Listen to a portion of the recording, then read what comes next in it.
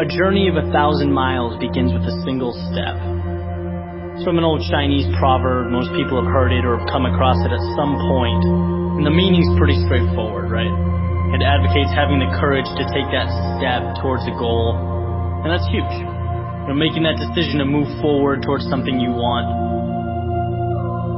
But it's what happens immediately following that first step that I'm interested in. What happens when the journey's begun? And it's you and your goal, and all of a sudden you realize how long that road ahead really is. This is a turning point for a lot of people. And those who can succeed are able to take their daunting, intimidating goal or journey and see it for what it really is. Just a bunch of small, manageable tasks strung together. When you look at why people quit, a lot of the time it's because they were overwhelmed by their goals and ambitions. Let's say you have, this wonderful plan in your head to climb a mountain. You're thinking about that feeling of being on top, looking down with pride.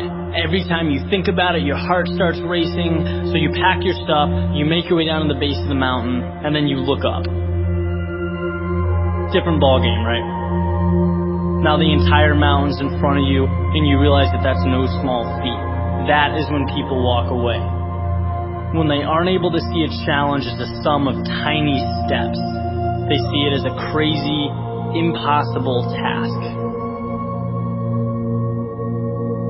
It's like saying you want to be the next Tom Brady or Kobe Bryant. It's a tall mountain to climb. It's like trying to hit a target from a mile away. But if you can identify and map out what you need to conquer in order to become a better basketball player or football player and begin taking those small steps, improving every day, that makes dreams real. That's what gives goals life. The ability to see your objective not as a marathon, but as a series of little 400-meter stretches. Stepping stones. You know what your objective is today, tomorrow, the end of the week, and the end of the year. And completing them day by day, these little victories, that's what gives your dream life. It's what gives you momentum. You feel good about the process.